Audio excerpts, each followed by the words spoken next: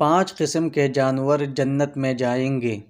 Number 1، اصحاب کہف کا کتا۔ نمبر 2، حضرت عزیر علیہ السلام کا گدھا۔ نمبر 3، حضرت اسماعیل علیہ السلام کا مینڈا۔ نمبر 4، حضرت صالح علیہ السلام کی اونٹنی۔ نمبر 5، حضور نبی کریم صلی اللہ علیہ وسلم کا براق۔ اصحاب کہف کا کتا جنت میں اس لیے جائے گا کہ کچھ اللہ والے تھے، ان اللہ والوں کے ساتھ یہ کتا ان کے ساتھ ہو گیا تھا۔ دراصل واقعہ یہ ہوا تھا کہ ایک جگہ پر ایک ظالم بادشاہ اور مشرک بادشاہ تھا۔ اس مشرک بادشاہ سے ڈرتے ہوئے یہ نوجوان اور یہ اللہ والے ایک غار میں چھپ گئے تھے، تو ان کے ساتھ ایک کتا بھی پیچھے پیچھے چلا گیا تھا۔ تو یہ کتا ان اللہ والوں کے ساتھ رہنے کی وجہ سے، ان کی صحبت اختیار کرنے کی وجہ سے یہ کتا بھی جنت میں جائے گا۔ نمبر 2، حضرت صالح علیہ السلام کی اونٹنی۔ یہ جو اونٹنی ہے جو جنت میں جائے گی، یہ اللہ تعالیٰ کا کرشمہ اور حضرت صالح علیہ السلام کا معجزہ تھا کہ یہ اونٹنی ایک پتھر سے نکلا اور اللہ کے حکم سے یہ پیدا ہوا ہے۔ یہ کسی اونٹنی کا بچہ نہیں ہے، کسی اونٹنی سے پیدا نہیں ہوا ہے، اسی لیے اس اونٹنی کی نسبت حضرت صالح علیہ السلام کے ساتھ ہونے کی وجہ سے اس کو ناقۃ اللہ بھی کہا جاتا ہے کہ یہ اللہ تعالیٰ کی اونٹنی ہے اور حضرت صالح علیہ السلام کا معجزہ تھا، اس لیے یہ اونٹنی بھی قیامت کے دن جنت میں جائے گی۔ اور اسی طرح نبی علیہ السلام کا جو براق تھا، جس پر نبی علیہ السلام سفر کیا کرتے تھے، نبی علیہ السلام کی صحبت کی وجہ سے اور نبی علیہ السلام کی طرف نسبت کرتے ہوئے یہ براق بھی جنت میں قیامت کے دن داخل ہوگا۔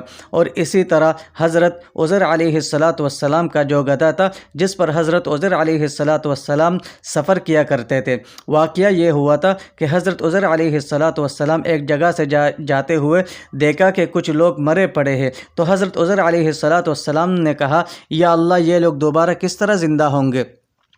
تو اللہ تعالیٰ نے حضرت عزیر علیہ السلام کا روح قبض کیا اور اسی طرح وہ جو گدھا تھا وہ بھی مر گیا تھا۔ اللہ تعالیٰ نے 100 سال کے بعد حضرت عزیر علیہ السلام کو دوبارہ زندہ کیا اور اس گدھا کو بھی دوبارہ زندہ کیا۔ تو چونکہ یہ گدھا حضرت عزیر علیہ السلام کی نسبت کرتے ہوئے حضرت عزیر علیہ السلام اس پر سفر کیا کرتے تھے، اسی نسبت کی وجہ سے یہ گدھا بھی قیامت کے دن جنت میں داخل ہوگا۔ اور حضرت اسماعیل علیہ السلام کا مینڈا جنت میں اس لیے جائے گا کہ حضرت ابراہیم علیہ السلام نے جب حضرت اسماعیل علیہ السلام کو ذبح کرنے کے لیے لٹایا، تو اللہ تعالیٰ نے امتحان میں کامیاب ہونے کی وجہ سے اسماعیل علیہ السلام کے بدلے میں ایک مینڈا جنت سے اللہ تعالیٰ نے بھیج دیا۔ تو چونکہ یہ مینڈا جنت سے آیا ہوا تھا، اسی لیے جو چیز جہاں سے آئی ہے اس کو وہاں جانا پسند ہوتا ہے، اسی لیے یہ مینڈا بھی قیامت کے دن جنت میں چلا جائے گا۔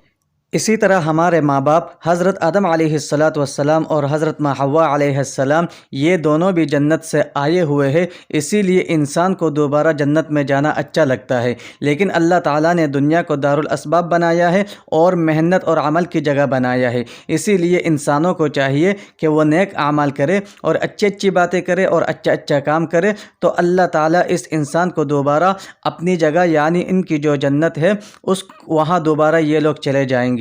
ہے نا دوستو، ویڈیو اچھی لگی ہے تو لائک کر دے اور چینل کو سبسکرائب کر دے۔ ملتے ہیں نیکسٹ ویڈیو میں۔ والسلام علیکم ورحمۃ اللہ۔